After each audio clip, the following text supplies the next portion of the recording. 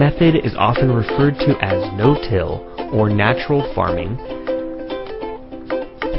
The goal is to allow the soil to build fertility on its own by accommodating the habitats of beneficial organisms native to that soil.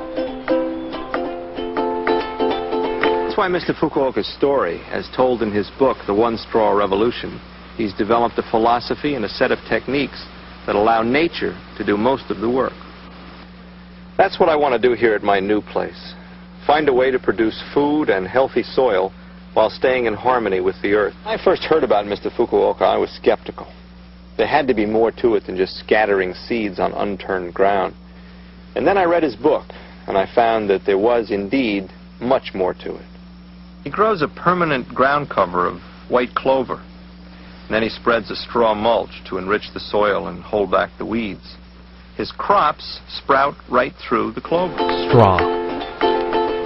The revolution is in its simplicity.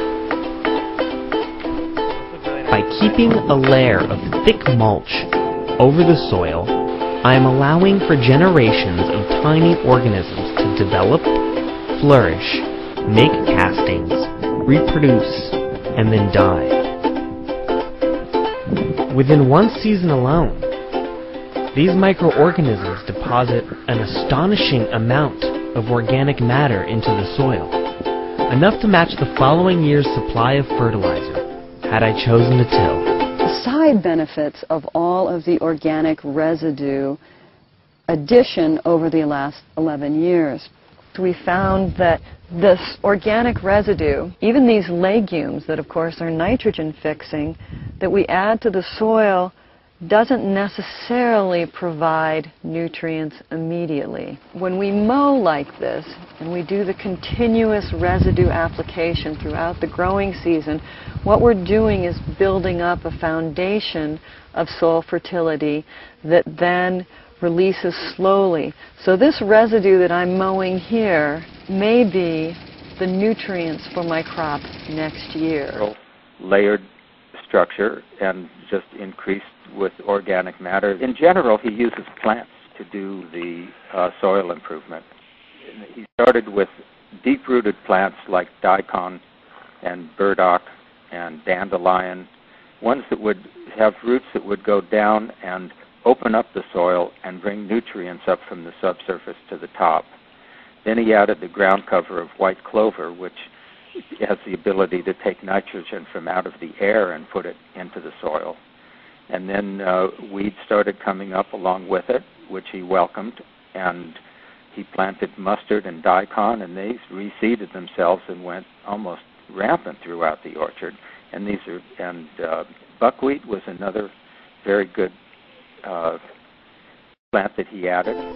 By protecting the ground from direct impact with rain, I am also preventing the compaction and erosion of soil minerals.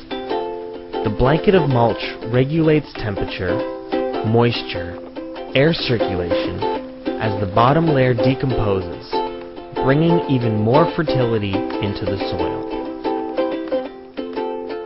I am also suppressing weeds.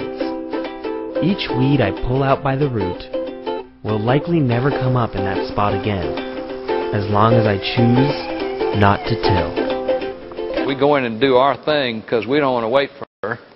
You know, she's going to take a while, so we kind of go in there and I call it jump starting. Instead of spending 5 years getting that soil right, because you want to build your soil up. And what I did is I went and got a truckload of leaves and put it in the garden, and because I knew it was high in nitrogen, and I had learned by then that nitrogen is the fuel that drives the system. Then bedded it up into row beds and put mulch on top. And I bagged my grass clippings when I mowed, so I was putting that out there, putting leaves out there. And then I just parted it, planted the seed, and as soon as the plants were tall enough, I just went and pushed the mulch back up around them. And just kept adding my grass clippings. Kept adding grass clippings. Wise, it's going to take some time for nature to move it all down and accomplish what you can accomplish in that one startup process. We kind of turn it back over to nature. What we do, we plant different cover crops in strips to accommodate the need for nitrogen as well as weed control. In the center and also on the two borders, we plant a grass crop, Sudex or sorghum Sudan grass. This is a type of crop that grows very tall and produces a large amount of biomass and is known to control weeds very effectively. Then next to the Sudex, we planted sun hemp or crotalaria. And this sun hemp is a leguminous crop and produces large amounts of nitrogen. Legume crops that could be grown would be cowpeas or forage soybean. In this particular system, these are summer cover crops, and they will winter kill and leave the biomass for the following spring. This crop was planted, as I said, 6 weeks ago, and it's grown to about 3/4 of a metre high. So when the crop gets to the point before it seeds, it needs to be cut down. Mow killing or roll killing requires a fairly precise timing. You have to wait until the crop has bloomed but hasn't set mature seed. Whereas these crops, we don't care if they're vegetative or if they're flowering, or if you can roll them or not. The old man's winter is going to do it. It's really important to cut it down before it seeds, because otherwise you're going to be forevermore growing that crop in your garden. So you're growing it for the roots and the organic matter, but not for the seeds that grow on the top. Two strategies. One is to plant a really tender, fast-growing, tropical, heat-loving crop in the middle of the summer, and at the first hint of frost, it's dead. Another strategy is at the end of summer. Plant crops that are semi-hardy, things like black oats and purple vetch. These two cover crops will fairly reliably frost kill at 20 degrees. This 2-acre garden took about 3 months to start. The cost of materials was relatively low, though all the earthworks were done by shovels and human bodies, a rare occurrence in our time.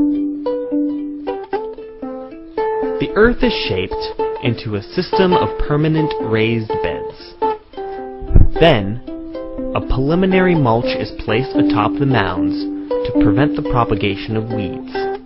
Plants that were started in a greenhouse are transplanted outdoors during the appropriate time of season for the area. Then, more mulch is applied to protect from erosion. The result is an ever-increasing level of fertility with a decreasing energy output by the gardener. Plants can be allowed to die and decompose where they grew. The natural farmer's biggest responsibility is keeping up with the harvest.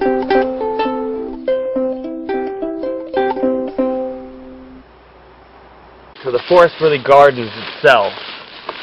And here, when we uncover just a piece of the mulch, we see this fluffy, really fine humus.